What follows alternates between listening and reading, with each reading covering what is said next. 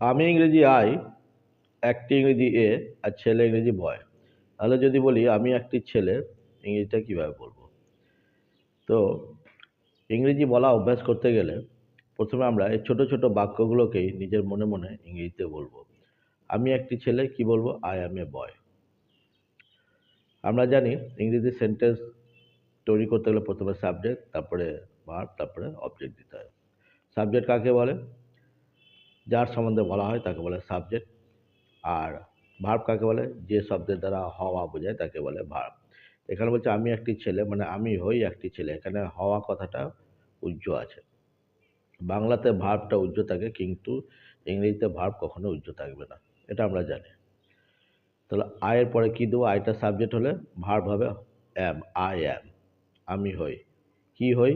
এবার ভার্বকে প্রশ্ন করলে যে উত্তর পাওয়া যায় তাকে বলে অবজেক্ট, তাই তো?